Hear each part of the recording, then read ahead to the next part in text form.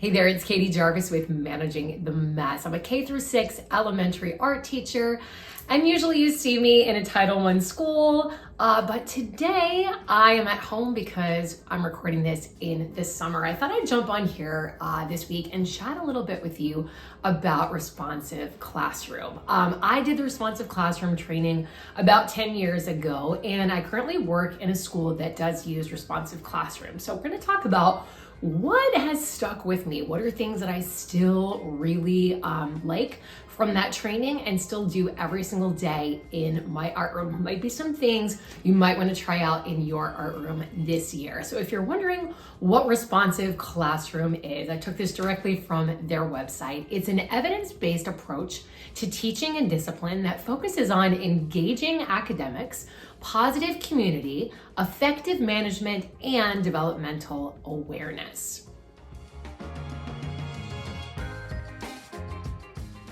If after you watch this video, you're looking for a little bit more information about responsive classroom, there is a book called Responsive Classroom for Music, Art, PE, and Other Special Areas book. I know that I read that during my training, but it's been a while, but might be something that you would like to read and discuss with the other specialists at your school. It will have the greatest impact on responsive classroom if other people in your building are using it. Ideally, you're in a school where everybody is using responsive classroom, but it also will have a lot of impact if you could get the other specialists that you work with on board using some of these responsive classroom techniques. One of my favorite responsive classroom strategies is using a chime. Now, I've modified it a bit that in my classroom, I use a little desk bell. I just found that it's easier for me because it only takes one hand to tap the bell. I also have two of these in my art room. One is near my desk and one is like near the standing desk in the front of my room. So I always have one pretty close to me. And what I love about responsive classroom is they teach you how to teach using the chime or the bell signal. So they explain to you that you need to let your students hear that sound. You need to model and explain to your students what to do when they hear that bell. So for my younger students, I explain to them that they'll put their hands up and their eyes up. And I will show with my hands what to do. I will ring the bell. I'll give them a chance to practice. Now, at my school, a lot of kindergarten and first grade teachers teach that they should put their hands on their head. But in art, since our hands are often painted or sticky, we talk about how we'll just put our hands right here. For my upper grades, I just ask that they stop, look, and listen. So I will ring the bell. I will say those words, that direction again for them, and then give them a chance to practice. Now, what's very important is that you do not start talking and giving your directions until you have complete silence.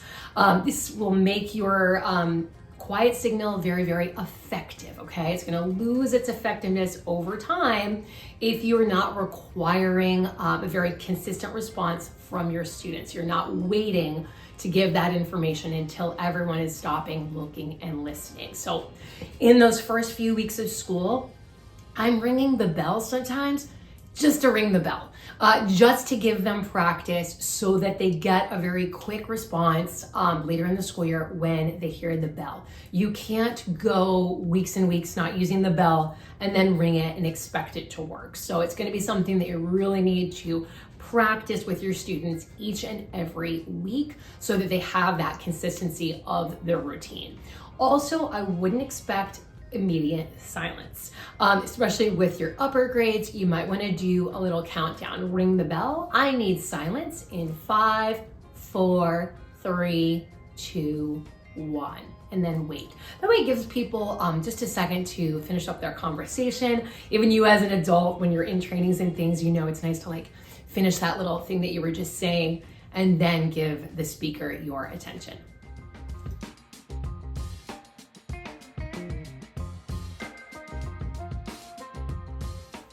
With responsive classroom, there's a focus not on extrinsic motivation. So we're not talking about stickers, we're not talking about tickets, we're not talking about class parties that they earn. we're focused on how can you intrinsically or internally motivate your students so that they enjoy art class and the art projects and they want to be involved in that learning. So for me, one thing that I've done that's super simple is I have a time timer. So it's a visual timer. Students can see how long they have to complete the art making challenge.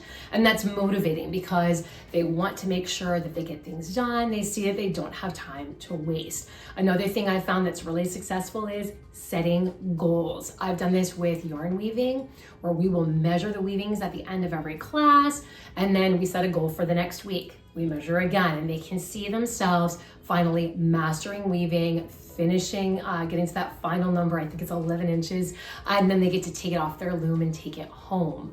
As much as you can in your art room, give your students choice to motivate them.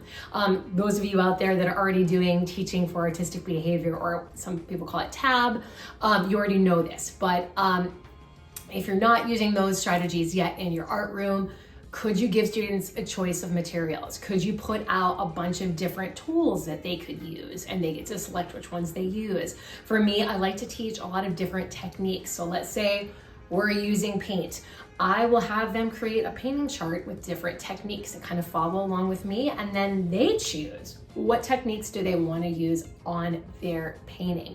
Giving your students a voice and a choice in the projects where they're bringing in the subject matter and favorites of theirs into their artwork is only going to increase their engagement in your classroom. Think about what you can do to create a comfortable learning environment, because that's going to increase them wanting to be involved in the art making. If you have an art room, making it an appealing, bright, fun place to be doesn't hurt. Also, anyone, even if they're in a cart, can give students a choice of where they sit. Is it comfortable, when they're working on something, to sit on the floor? Can you give those options? I know in my classroom, I have a little lap desk, like a little plastic desk that I got from Michael's. Sometimes that's an option. I have a big sliding glass door in my art room, and students can work outside on the patio. So that's another way students can be comfortable by working inside or outside. You can ask students to vote, lights on, lights off. In my classroom, we'll often vote to listen to a podcast or listen to music or have it silent. And students, I'll let them vote and then do what the majority is wanting. If you're curious about what podcast I use in my art room, because that has been a huge motivator for my students, I have a whole video about that. I'm gonna be sure to link lots of details for what you wanna watch next and resources that you might wanna check out in the description down below. Also, you wanna get into students feeling challenged by your projects just enough and giving them a problem to solve. You don't want to have a situation where copy exactly what I have, and if it doesn't look like this, then you've done it wrong. You want to give them a chance for them to think through things and get some satisfaction about completing the project. Also think about positive feedback that you can give and how much motivation that might be to your students. Positive motivation can just be your words. It doesn't need to be a sticker.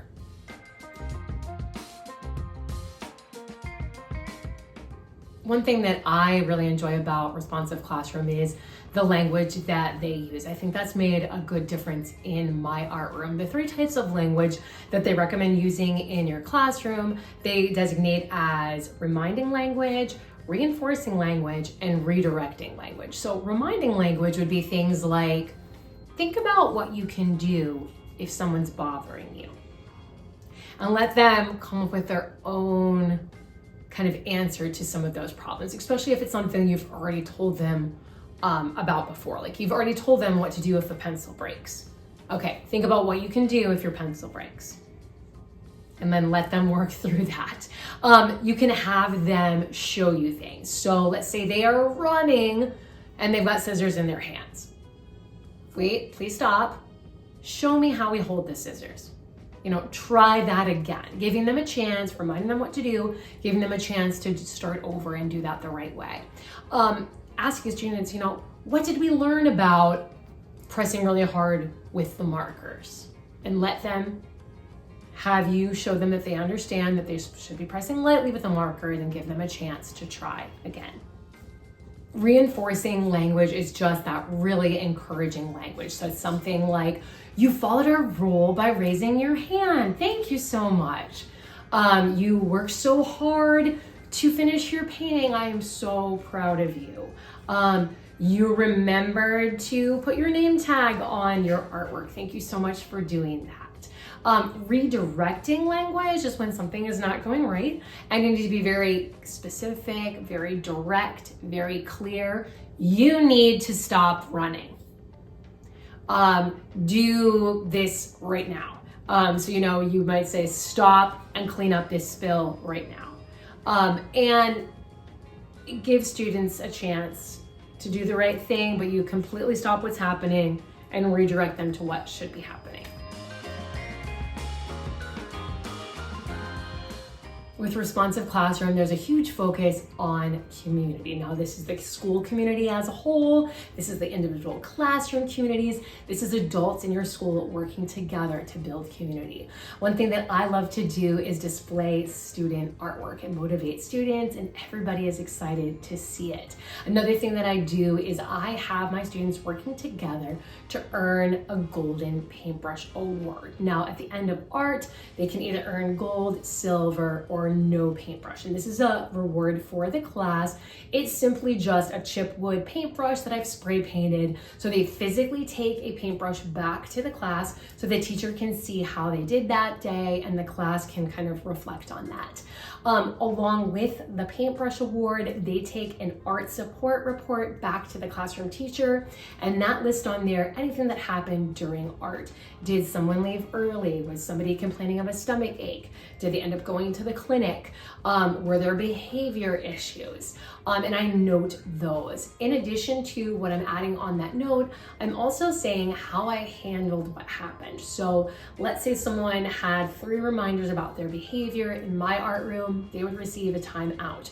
When that happens, I not only note that on my note to the teacher, but I contact the family. So I would let the teacher know I'll be emailing the family at the end of the day, or I'm going to be calling this family at lunchtime. So the teacher knows that I'm following up about this. This with the classroom teacher gets any questions from parents. They know, and I've shared everything that I have of information with them so they can help to communicate there. Also, if students are worried about something, the classroom teacher knows what happened in art, they can see how I handled things, and they can discuss that with students. So it really does help the classroom teachers just to kind of know what happened if any issues do come up. I really have my students try to focus on working together. So building that community by cheering for each other, complimenting each other's artwork. You're gonna have to teach your students how to talk about artwork with each other, especially when they don't like something that somebody made. You can, encourage them, just say one nice thing about it. Don't focus on somebody else's artwork and be putting it down, but trying to see how you can build people up. Like, I really like how you used the color, even though you might think that the artwork looks sloppy. Having them focus on the positive, offering to help other people when they get stuck, sharing ideas with other people, talking through, when there's a problem of, oh, I don't like how my drawing looks, giving suggestions. Well, could you cut it off? Could you cover it up with a piece of paper? And modeling that to your students, that when other people are not feeling their best about their artwork, that they should be stepping in and helping. That's what you're gonna want when you're not feeling good about your artwork, and that's the same energy you're gonna give back to somebody else. Definitely with cleaning up in your room, focusing on that this is a community space, the art room, and these are community supplies that everybody in the school is using. So we need to take care of the paintbrushes because these are the same paintbrushes we're gonna use the next time that we paint. We're gonna be putting the scissors back because as soon as we leave, the first graders are coming in and they need to know where the scissors are. So really focusing on that with your students and helping them to care for those materials. If you're looking for some tips about how to make your cleanup less chaotic and making it really visual so that students can be very involved in the cleanup process and caring for those materials and putting things back, I'll link a video in the description down below that will help you out with that.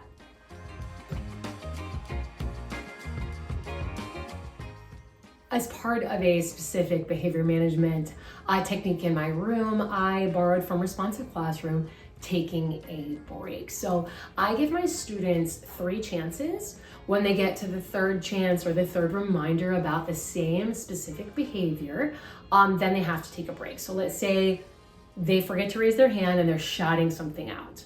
Okay, that's a 1. Happens again, please raise your hand, that's a 2. Happens again, that's a 3. It's time for you to take a break. So you'll want to teach this ahead of time so students will know what to do when they get to that 3rd warning and where they need to go in your room. In my room, it's a little quiet little corner that has a small carpet. There they can look at a book, they can sit quietly. If in certain situations they bring their artwork or whatever we're working on back there, they're allowed to continue working on their artwork. That doesn't always work if you're doing a painting or something like that. But if you're still in the planning stages, if you're drawing or coloring or something like that, sometimes that works out. Now, I do set a little sand timer up for my students, and I will sometimes give them options. If they're not working on their artwork, giving them a little tool that they can use to calm down, like something that they squeeze or something like that, a little stuffed animal that they can hug, but kind of teaching that, you know, you might have a little box of fidgets. They get to pick one of those fidgets when they go back there. They take about 5 minutes to calm themselves down. So I have a sand timer.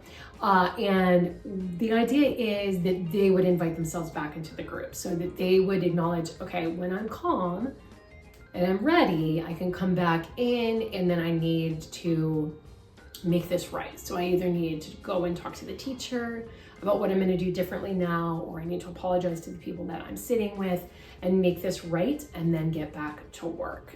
So that's a great strategy to use. I hope this video was helpful for you.